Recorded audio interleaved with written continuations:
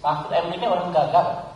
Ya, dia sendiri menilai dia gagal. Ya, soal maaf untuk korupsi Anda sudah tanyakan ini berkali-kali. Ya, di mana pun tanya dan berbagai orang sudah sampaikan. Ya, silakan saja Anda nilai. Ya, kalau saya itu kan pernyataan umum seorang pemimpin pemerintahan maupun pemimpin negara, kepala negara, nggak bisa dijawab dengan ya hal ikhwal prosedural ala Mahfud MD. Mahfud MD ini orang gagal. Ya, dia sendiri menilai dia gagal ya 5 tahun sebagai Menko Polhukam dengan memberi skor 5 dalam penegakan hukum.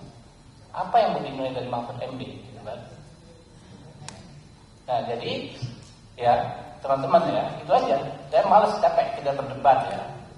Gak mungkin Pak Prabowo itu menginstruksikan untuk mengabaikan berbagai peraturan perundang-undangan. Intinya adalah semua protokol hukum kita memang ditujukan untuk memaksimalisasi pengembalian kerugian keuangan negara. Itu stressingnya. Gitu. Jadi yang diperdebatkan pengembalian keuangan negara bagaimana orang dihukum, enggak gitu. Kita ini memperdebatkan hal yang remeh-temeh tapi melupakan hal yang paling substansi dalam pemberantasan korupsi. Tinggal saja para negara, kepolisian, kejaksaan, KPK menerjemahkan arahan Pak Prabowo itu sesuai dengan hukum dan perundang-undangan yang berlaku. Jadi Pak Mahfud jangan menghasut bahwa Pak Prabowo mengajarkan melanggar hukum dan lain sebagainya. Gitu. Oke? Terus hal Masiku dan lain sebagainya silakan saja KPK memproses. Ya. Iya, saya heran ya.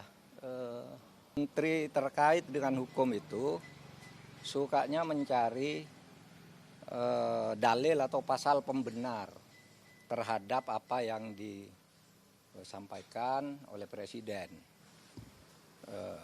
Seperti kasus pemulangan narapidana ke luar negeri, katanya hanya tactical arrangement gitu, padahal ada hukum yang melarang. Yang ini lagi gagasan Pak Prabowo untuk kemungkinan memberi maaf kepada koruptor asal mengaku secara diam-diam dan mengembalikan kepada negara secara diam-diam. Itu kan salah. Undang-undang korupsi tidak membenarkan itu, hukum pidana tidak membenarkan itu. Lalu menterinya mencari dalil pembenar, itu kan ada di Undang-Undang Kejaksaan, denda damai. Denda damai itu hanya untuk tindak pidana ekonomi sesuai dengan undang-undang tentang bea cukai, undang-undang perpajakan dan undang-undang kepabeanan. Nah, di situ kalau ada orang melanggar pajak atau bea cukai, itu tawar-menawar dulu. Oh, kamu seharusnya bayar 100 miliar, kok hanya membayar 95. Nah, sekarang yang 5 ini dikalikan berapa? Itu namanya denda damai. Dan itu jelas. Ada mekanismenya, yaitu dibuat oleh instansi terkait, dalam hal ini Kementerian Keuangan, lalu minta izin Kejaksaan Agung. Minta izin Kejaksaan Agung, jelas tuh prosedurnya, angkanya jelas, tidak diam-diam. Nah, sekarang dinaikkan kewenangan ini, Jaksa Agung boleh menerapkan denda damai tanpa usul dari instansi terkait. Tetapi itu tetap tuh undang-undang tindak pidana ekonomi, yaitu untuk kepabeanan, untuk pajak, dan untuk tadi bea cukai. Itu diatur di dalam pasal 35 Undang-Undang Kejaksaan Agung yang terbaru. Dan itu jelas di dalam pasal 35 dan penjelasannya itu hanya untuk tindak pidana ekonomi tertentu. Korupsi tidak masuk di situ. Oleh sebab itu, menyongsong tahun baru nih, mari ke depannya jangan suka cari-cari pasal untuk pembenaran, itu bahaya. Nanti setiap ucapan Presiden ditarikan dalil untuk membenarkan, itu tidak bagus cara kita bernegara. Titik hukum seperti apa yang akan timbul ketika denda damai ini dipaksa diterapkan? Ya enggak tahu, kalau saya sih membayangkannya nanti akan banyak orang korupsi, diam-diam sesudah akan ketahuan mengaku. Gitu kan? Sesudah akan ketahuan mengaku. Kan Pak Prabowo inginnya sebenarnya ya agar aset negara tidak hilang. asset recovery namanya kalau itu di konvensi PBB. Itu dibenarkan aset recovery itu. Tetapi yang termudah agar tidak terjadi diam-diam penyelesaiannya. Dulu saya sudah pernah mengusulkan loh. Tahun 2001 ketika saya Menteri Kehakiman, lalu saya tulis lagi usul itu di dalam buku saya yang terbit tahun 2003. Judulnya Setahun Bersama Gus Dur. Mari kita maafkan aja gitu, tapi terbuka. Seperti yang dilakukan oleh Afrika, jangan diam-diam gitu. Nah ini diam-diam gimana caranya? Siapa yang bertanggung jawab? Lapor kepada siapa yang mengumumkan siapa? Apakah yang bersangkutan minta damai itu mau diumumkan namanya? Nah kalau tidak diumumkan tidak transparan, tidak ada yang tahu bahwa itu melanggar atau tidak.